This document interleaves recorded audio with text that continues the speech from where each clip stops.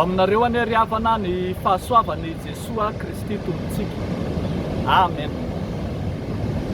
Mahatoky ny tenin'Andriamanitra, mahatoky ny tenin'Andriamanitra. Zany no misongadina amin'ny mofinainantsika anio amin'ny bokin'ny Hebreo 2:20, ny andininy 2:20 sy ny 2:20 manao hoe amin'ny anaran'ny Tompo. Ary nasara aza dia finoana koa no nandraisany hery hanananaka rehefa nitsahaja azy izy, satria nataony fa mahatoky ilay efa nanome ny teny fikasana. Koa dia avy tamin'ny anankiray izay efa toy ny maty no niaviany maro, toy ny kintana eny amin'ny lanitra sy toy ny fasika eny amoron-dranomasina izay tsy hita isa. Amen. Mahatoky ny tenin'Andriamanitra. Asongadiny bokin'ny Hebreo ny finoana samihafa nananareo patriarka fa izay. Azo antsoina mihitsy hoe bokin'ny finoana ity bokin'ny Hebreo ity, ary hitantsika eto ny finoana nananany Sara fa izay, ilay niaran'ny teny fikasan'Andriamanitra. I Sara izay momba tsy niteraka no sokajiana ho tahaka ny hoe maty kivy, tsy mana-taranaka. No indro novelomin'Andriamanitra tamin'ny alalan'ny teny fikasana, dia ny teny fikasana no nilaza taminy fa hanana taranaka toy ny fasika eny an-dranomasina izy, hanana taranaka toy ny kintana eny amin'ny lanitra izy. Ny hoe mahatoky dia tsy inona tsy akory fa entina ilazana fotsiny ihany ilay Andriamanitra marina amin'ny teniny, ilay Andriamanitra mahatanteraka ny teniny. Andriamanitra tsy maintsy manatanteraka izay nolazainy, ary dia hitantsika tamin'ny teny fikasana rehetra zany, toa tsy mahampino, toa tsy takatry ny saina satria tsy araka ny lojikan'olombelona. Kanefa rahantsika malala fa izay ny maha-Andriamanitra mahatoky azy. Amanjaton'ny taonany vao niverina tany amin'ny tany Kanana ny zanak'Israely, kanefa teny fikasan'Andriamanitra zany dia tsy maintsy tanteraka. Toa efa antitra i Sara sy i Abrahama vadiny izay vao nahazo anaka, kanefa tsy maintsy tanteraka satria izay ny teny fikasan'Andriamanitra.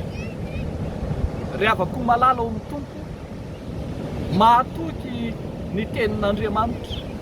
Andriamanitra izay efa nilaza, Andriamanitra efa niteny fa aniraka ny zanaka malalany izy dia Jesosy Kristy zany, dia indro no tanterahany, ny rany zanany malalany, tonga tetỳ amin'izao tontolo izao, ilay Jesosy Kristy zanak'Andriamanitra, ilay fahatanterahany tenin'Andriamanitra, tonga tetỳ amin'izao tontolo izao, hamonjy izao tontolo izao satria izay ny teny fikasan'Andriamanitra. Rehavako malala ao amin'ny Tompo, ho aminao koa indraindray efa misy teny fikasana no tanteran'Andriamanitra taminao. Matetika efa niteny tamin'Andriamanitra, efa niteny taminao Andriamanitra, fa toa tsy mino ianao, toa tsy mahatoky. Tsarovy ry havako fa raha ny soratra masina dia mampiasikasina amintsika fa marina amin'ny teniny Andriamanitra, izay lazainy tsy maintsy tanteraka. Ianao ihany koa mahatoky fa tsy maintsy ho tanteran'Andriamanitra ny teny fikasana izay naoriny taminao, ny antson'Andriamanitra ao aminao, ny amin'izay nifidianany ianao.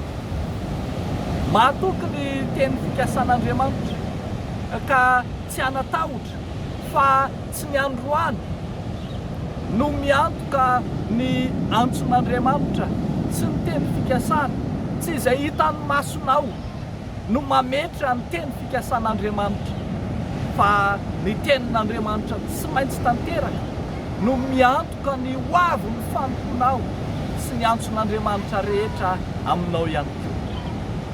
Ny androany mety loza, mety zava-manahirana, olana, mety ianao ilay tsy tafavoaka amin'ny fiainana no misongadina, fa ny rahampitso matoky ny teny fikasan'Andriamanitra. Izy ilay miteny dia mahatanteraka, tsy maintsy tanteran'Andriamanitra ny teny fikasana. Zay ny maha-Andriamanitra azy. Na inona zavatra mandalo amin'ny fiainanao dia matoky ny tompo fa Andriamanitra ry havana dia ny asa, ary mitohy mandrakariva zany asan'Andriamanitra izany. Fantatsika rehetra fa tonga tetỳ ambony tany Jesosy Kristy niasa tetỳ amin'izao tontolo izao, ary rehefa niala tetỳ amin'izao tontolo izao Jesosy dia mbola mitohy ihany zany asany zany, ary amin'ny finoana no hitohizany ny asan'Andriamanitra. Izany hoe mitohy ao amin'ny finoana, ao amin'izay mino ny asan'izy Andriamanitra. Ho anao ary ry havako, raha mino ianao dia hitanao fa azon'Andriamanitra hiasana, sehatra hiasan'Andriamanitra ny mino ka dia matoky fa tsy maintsy tanteraka ny teniny. Eo n'Andriamanitra irery ihany ny voninahitra. Amen. Hivavaka isika ry havana. Andriamanitra rainay eo amin'i Jesosy Kristy zokinay eo. Ilay Andriamanitra miasa, ilay Andriamanitra mahatoky, ilay Andriamanitra efa niantso sy nifidy ary nanorina teny fikasana maro be taminay efa hatramin'ny ela. Ankehitriny ary mandrak'izay. Resy lahatra izay tompo fa miasa ianao ka tsy misy mahasakana izany. Ary dia ndreto izahay mahatoky ny fitondranao tamin'izay rehetra efa nitantananao anay eo anatrihan'ny andro ratsy izay atrehan'ny vahoaka malagasy. Dia mahatoky izahay, ianao ilay Andriamanitra efa niteny hitondra fiadanana fahatsoloza, dia mino izay fa mahatoky ny teninao ary dia hanatanteraka ny teninao ianao. Amin'ny anaran'i Jesosy Kristy tomponay, nanaovanay izany mivavaka izany. Amen.